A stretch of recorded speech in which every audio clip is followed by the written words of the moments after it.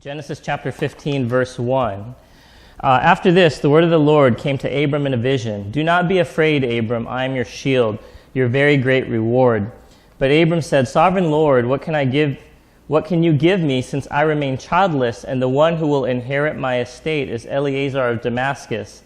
And Abram said, You have given me no children, so a servant in my household will be my heir. Then the word of the Lord came to him, This man will not be your heir, but a son who is in your own flesh and blood will be your heir. He took him outside and said, Look up at the sky and count the stars, if indeed you can count them. Then he said, So shall your offspring be. Abram believed the Lord, and he credited it to him as righteousness. Okay, so this pretty famous story in the Old Testament. God had promised Abram that he's going to give him a lot of descendants, but the problem is he has no kids. And so tradition held that the head servant in your household gets the inheritance. And so there's this conundrum, right? How can I possibly have all these ancestors and lineage if I have no children? And God says, I'll take care of it, okay? Chapter 16, jumping ahead in verse 1, it says this, Now Sarai, Abram's wife, had borne him no children. So God had promised, but there were still no kids. But she had an Egyptian slave named Hagar. So she said to Abram, The Lord has kept me from having children. Go sleep with my slave. Perhaps I can build a family through her.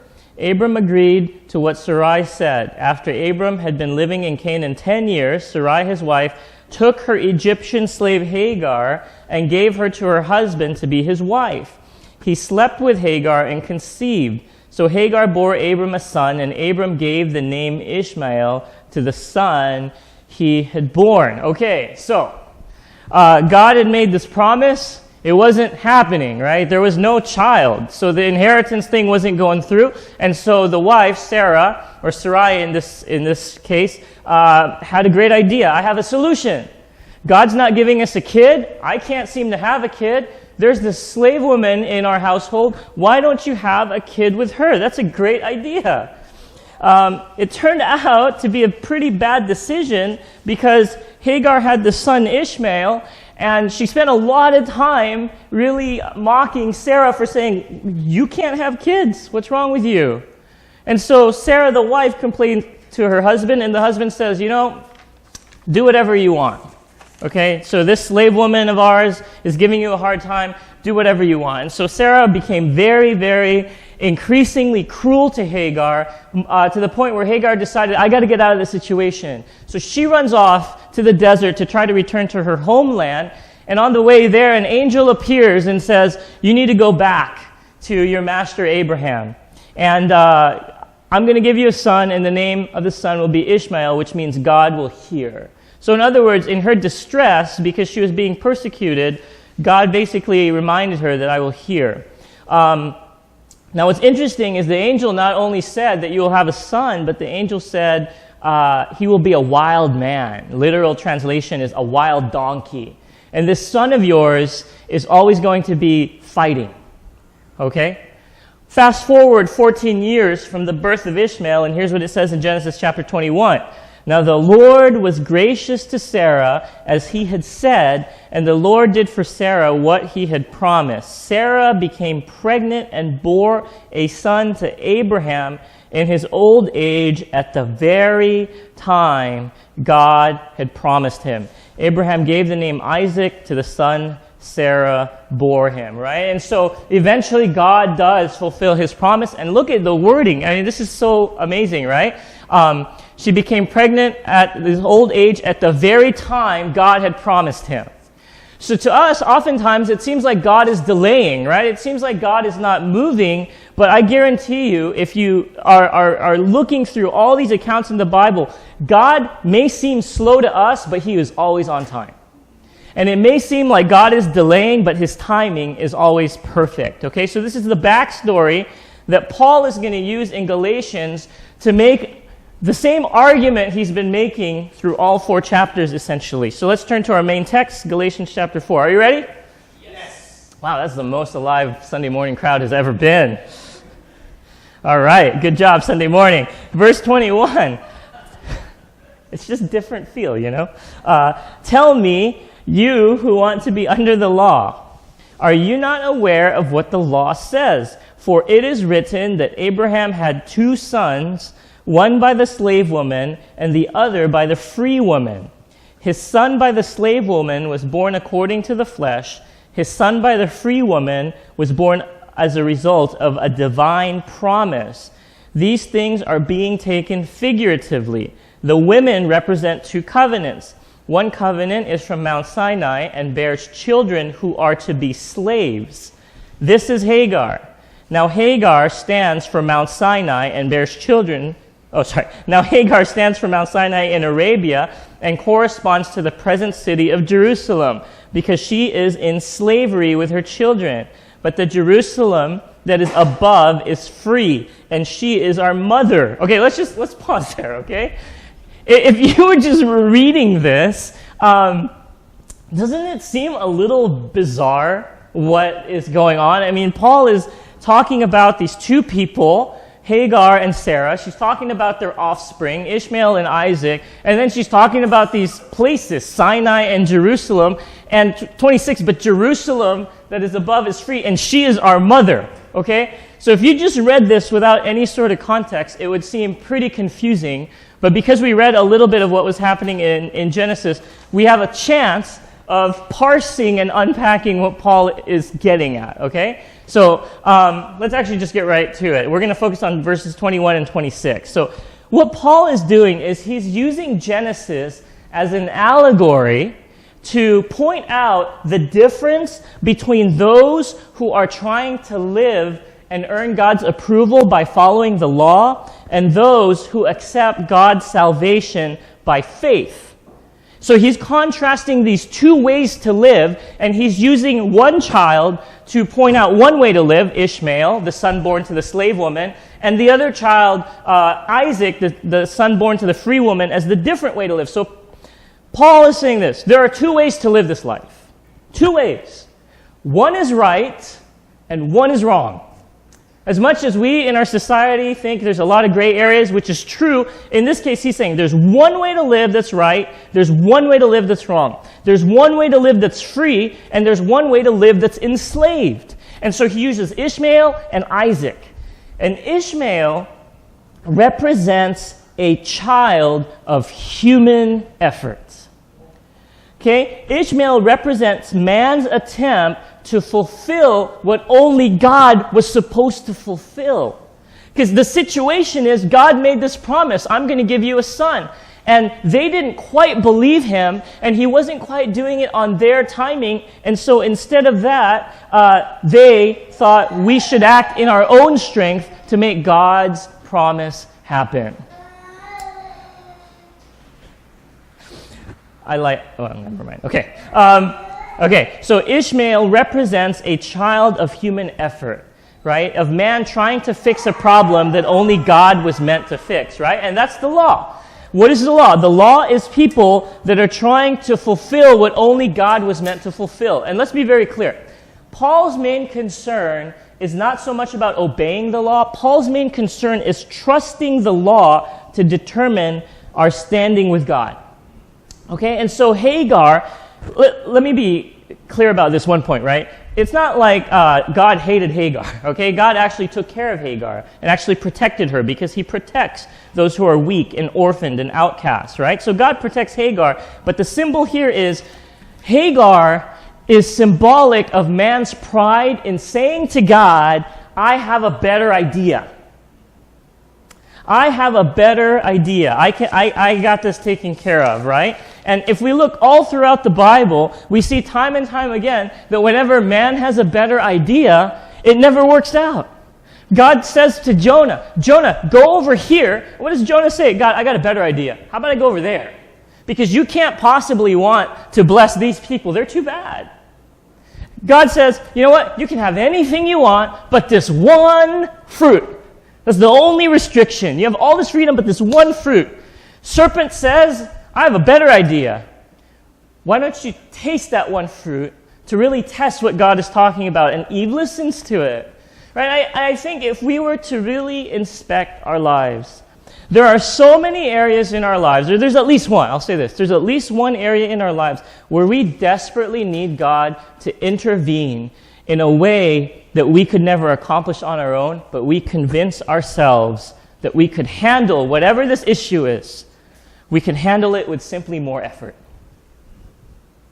Right? Every single one of us, me included, there is some point in our life, there is some area in our life where we know we need God's miracle to make happen what we can't. But what do we tell ourselves? With determination, if I pray more, if I try really hard, then I can fix it. Right? We do everything in our power to avoid God's way of doing it, because the way that God's leading us to take care of the issue seems to lead to the path of most discomfort. Right? What if Sarah had known, okay, let's say you were in Sarah's situation and you knew that God's path was this. Sarah, I'm going to give you a child, but you're going to have to wait till you're really old. Like really old, to the point where when you're pregnant, people are going to say, that's weird. Okay? And that child is going to come when you're really old. What would our reaction be? My reaction would be very similar, to think, God, I have a better idea. How about we don't wait till we're very old and we have the kid right now? Right? Because I don't want to take the path of most discomfort. And oftentimes the way God calls us to live and the way God calls us into freedom, which we'll talk about more later, seems to lead to a great deal of discomfort. And so we take control. We say, God, let me drive. And what the Bible is getting at here is when we take control of something that God is supposed to do, we actually don't free ourselves. We feel like we're exercising some sort of free will, but when we take control of situations where it's supposed to be God taking care of it, we actually remove freedom. And we actually end up in slavery, right? So Ishmael is a child representing man's effort. Isaac is a child of the promise. It is God stepping in to do the impossible for man, right? And so what we see in Isaac is God intervened in history when we were incapable of doing anything to make his promise come true. And that's grace, right? God's grace is he gave us salvation when we were totally incapable of saving ourselves, and we just received that. So Paul also talks about two places in this passage, Mount Sinai and Jerusalem. And it seems to come out of nowhere, but Paul is actually talking about the same thing again and again. He's contrasting this idea of, here's how you want to live life if you're going to rely on your good deeds, on your law, to gain God's approval. And here's how you got to live your life if you're going to trust God, because you already have his approval. So Mount Sinai, think about what Mount Sinai was. Mount Sinai, in Paul's mind, still represents the law. Because Mount Sinai is where God told the people of Israel, this is how you need to live if you're going to have a relationship with me. So he gave them the 10 Commandments. This is the list of ways that you need to live if we're going to have a relationship, if you're going to please me. What should their reaction have been? Their reaction when they heard the 10 Commandments, when they heard God's law on how to live, should have been this: God, it is impossible for me to fulfill this. It is impossible for me to have only one God. It is impossible for me to honor my parents. They're so annoying. It is impossible for me not to covet when that other person has more than I have. It is impossible for me to fulfill these things. We need something, some help beyond ourselves. But what was the reaction? All these things we shall do. In other words, we got this, God. There's this list of things. We, by our human effort, are going to take care of all the commandments you've given us. Mount Sinai was a place where man's pride, once again, was totally revealed. If we're given a task that seems impossible by someone who knows how to complete the task, shouldn't your natural reaction be to ask for help? But that's not what happened in this situation. I remember when I would go to retreats, I went to a Korean church. So Korean churches, when you were in high school youth group, what you would do in retreats is you would build group bonding through torturous activities. Okay? So the feeling was that if we all suffered together in tiny groups, then we would bond more. Okay, so we went through a lot of activities that were deemed team building, but really it was just like the Bible study counselors wanting to torture us for their amusement, right? But one of the things that actually wasn't torturous is we had this team building activity where we had to get our whole team through this obstacle course without ever touching the ground. So there are all these platforms, and the goal was you couldn't touch the ground. So you had to get from one platform to another by not touching the ground. Okay? And so there was this one point where there was a platform here and maybe a platform where Kevin was. So clearly you couldn't jump. Okay? No one can make that leap. But what they gave us is they gave us this big beam of wood. And so clearly, what you were supposed to do was take this beam of wood from your side and use it as a bridge by moving it over to the other side so that it's on both platforms and you just walk across. It was so obvious. That's what you do. So one of our team members, he said, I got this. So he picks up this huge piece of wood. It was heavy, okay? It was not meant to be carried by one person. And he would lift it up and he would tip it over, boom, and it would fall short. And then we would laugh because it was absolutely ridiculous. He'd say, no, I got this. He'd pick it up. He would try some different method. He would throw it and it would always fall short or it just wouldn't land on the platform. And we're like, let us help you. What does he say? No, I got this. So for 10 minutes, we're sitting here watching this guy fail time and time again because he did not realize that the activity was not designed to be accomplished by a single person without any help. And sometimes we go through life like the Jews in Mount Sinai, not realizing that the reason we are sucking at life is because it is designed for us to live with God's help and not on our own strength. And so Paul is using Hagar as a picture of man's accomplishment. He's using Mount Sinai kind of as a picture of man's pride. And he also mentions Jerusalem. And the reason he mentions Jerusalem is all the people that were spouting these lies about you need to do these Jewish things or God's not going to approve of you. They were living in Jerusalem. That was the center of this false teaching. And so everyone that hears that knows when Paul's talking about Jerusalem, he's talking about these teachers that are saying, you need to follow the law. And what he does later on is he contrasts that with this new Jerusalem above. And that new Jerusalem above, the way we need to understand that is, this is the city where it's not about man's rules, but it is the city where God rules.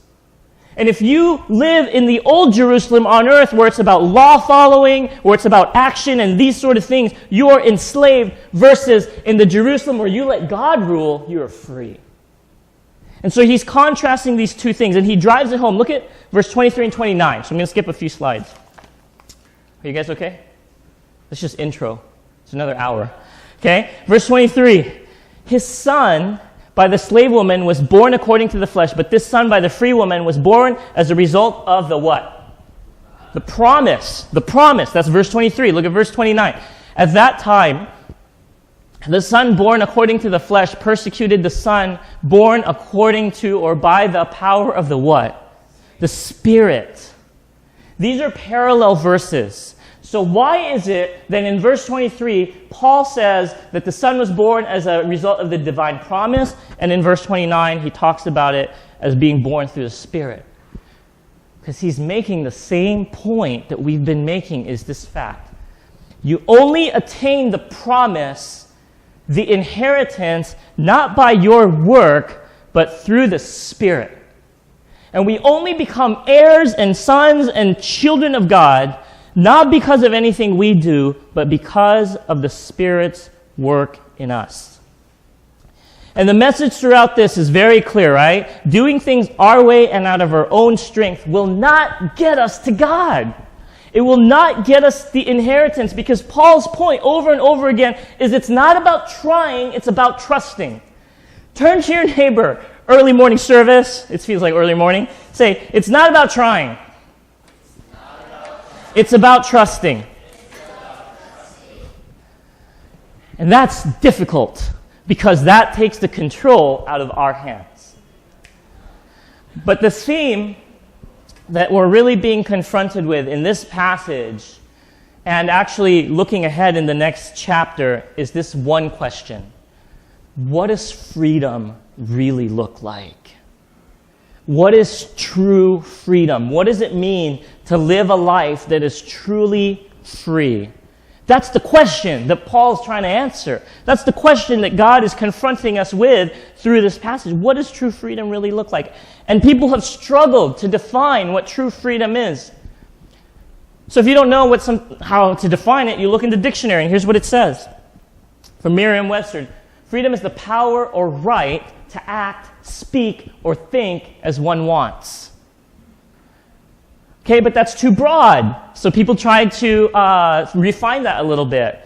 So here's what another person said from the internet, so it must be true. Basically, a free person has the legal allowance to do whatever he or she wants insofar as he or she does not offensively harm or coerce other people against those other people's wills. Okay? So what are they saying? Freedom means you can do whatever you want as long as you don't impinge on someone else's ability to do what they want. And so all of a sudden, this freedom was this broad thing, and now, wait, it's too broad. Let's put restrictions on freedom. Okay? Hegel says this: ethical life is the idea of freedom as the living good which has its knowledge and volition in self-consciousness and its actuality through self-conscious action. Okay, so philosophers are basically saying you can't have true freedom until you have a good sense of self-consciousness and understanding what really drives your decisions. Okay, so the world struggles and has struggled for centuries to define this idea of freedom, but the true freedom that God really intended is so contradictory to these things, because true freedom in the Bible is really about trusting, and so hence true freedom in the Bible is really about submitting yourself and surrendering to the will and ability of another. We think, the world thinks, that true freedom is for me to get in my car or my scooter and drive where I want.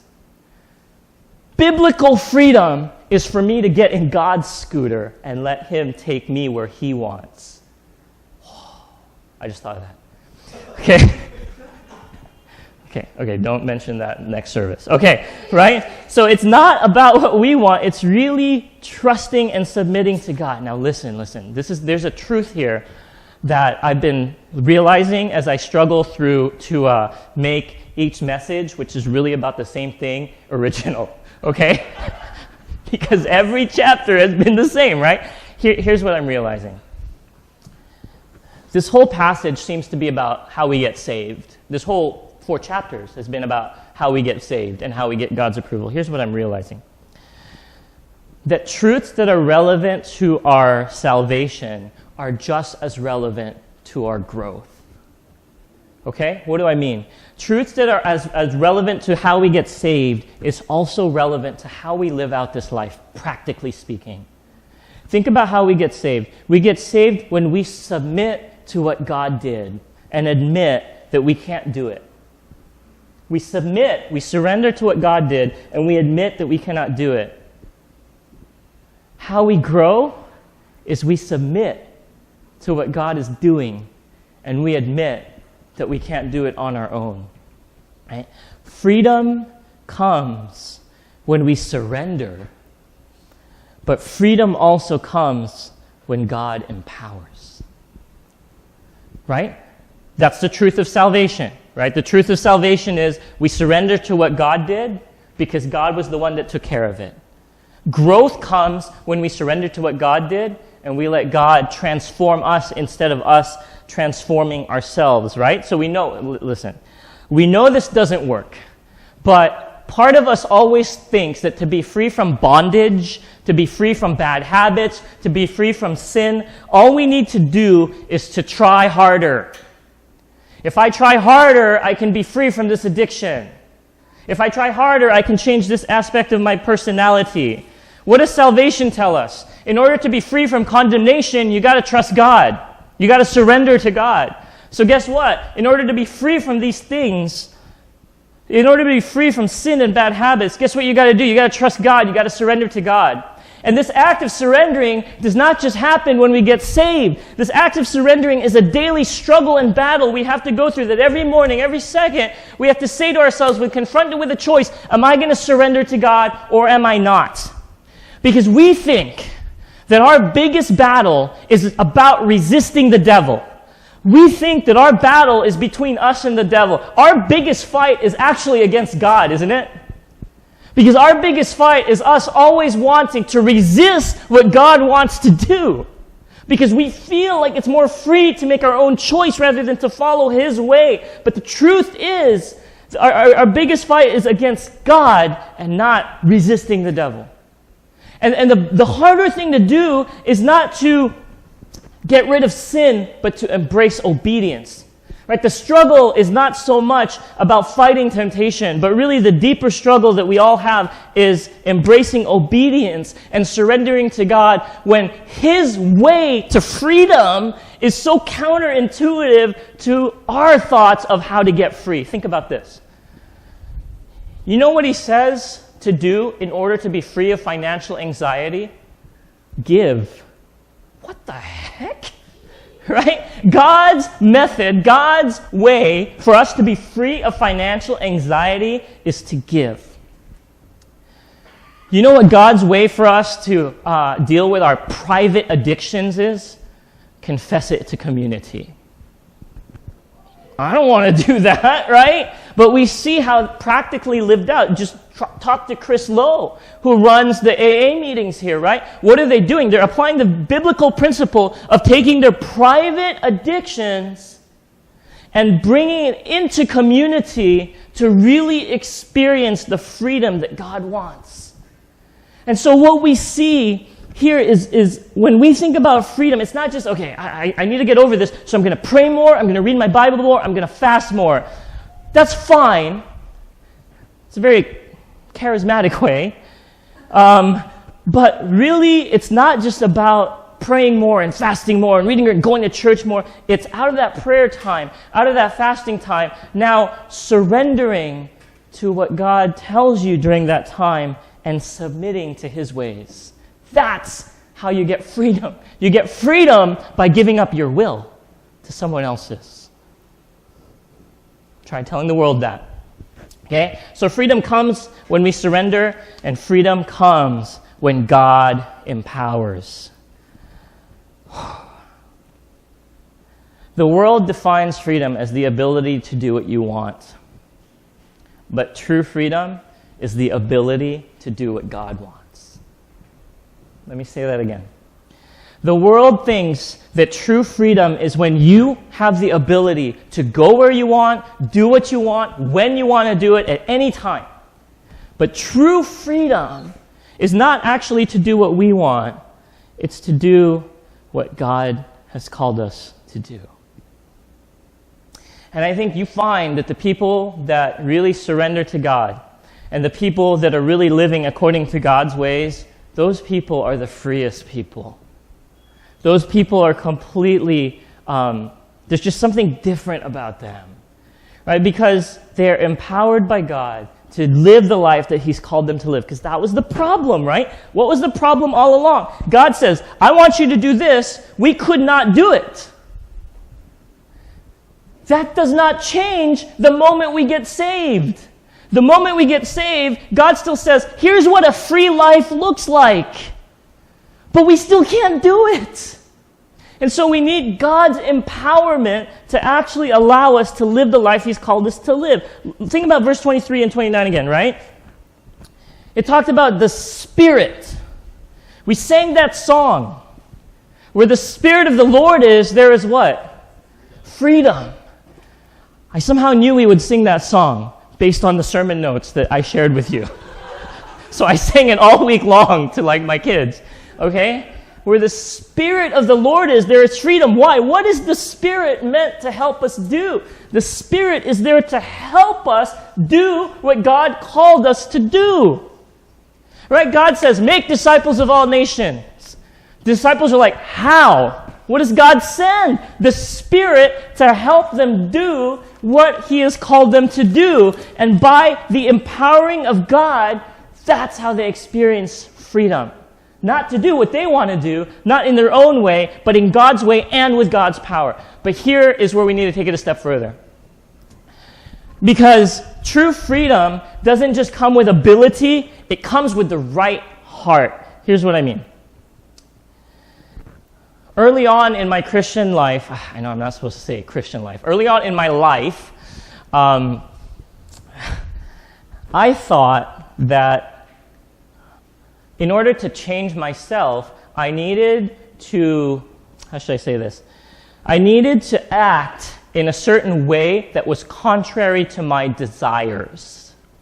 Because good Christians don't do this. I really want to do it, but good Christians don't do this. So what do I have to do? I have to deny myself, right? Take up my cross and follow him. And when I thought deny myself, I thought that meant that I'm always going to be in this tension of wanting to do something, but not doing it because good Christians don't do that thing. Well, if we live life that way, constantly doing something that we don't want to do because good Christians don't do it, or do it a certain way, how is that different from a life of slavery? Right? It's still this life of, I got to do this. I don't want to do this, but I got to do this.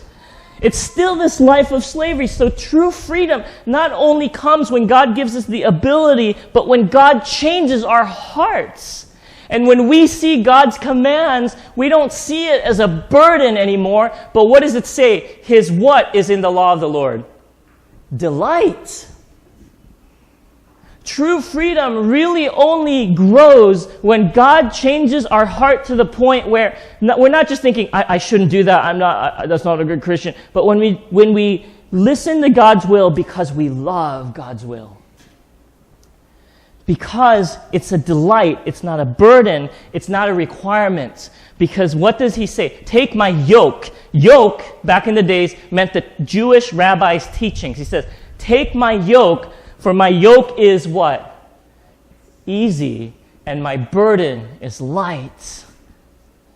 But how many of us go through life feeling like God's commands to us are easy, and it's not burdensome, and it's a delight, versus how many of us are like, oh, I got to do this. Right? So not only does God empower us, but God changes our heart through the Spirit to enable us to live with him in relationship instead of slavery. Right? And I use this analogy all the time, but my wife's birthday is coming up. If anyone has any ideas, let me know. But what if, just kidding. What if I took her out for her birthday to this nice restaurant? You know, we dropped off the kids at the Woo's place so they can practice having more kids. We had a great night, and she's like, oh, thank you so much for this night. And I said, why are you thanking me? I'm supposed to do it. It's my husbandly duty to do it.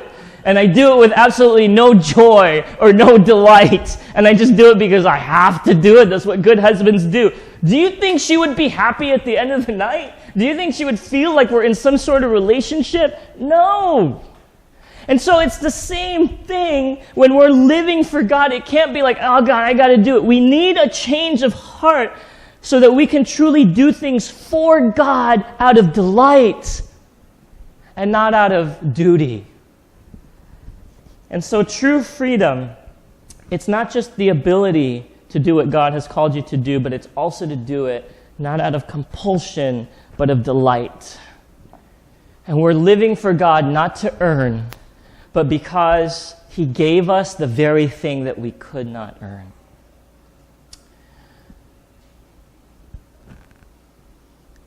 Let's close our eyes. We're going to do something a little different. So actually, no closing song for now. Okay. Let's close our eyes. And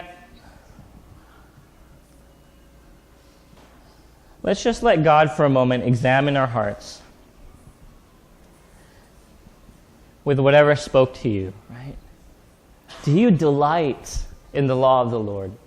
And if not, ask him to change your heart. Is your idea of freedom getting to do what you want instead of being able to do what he wants?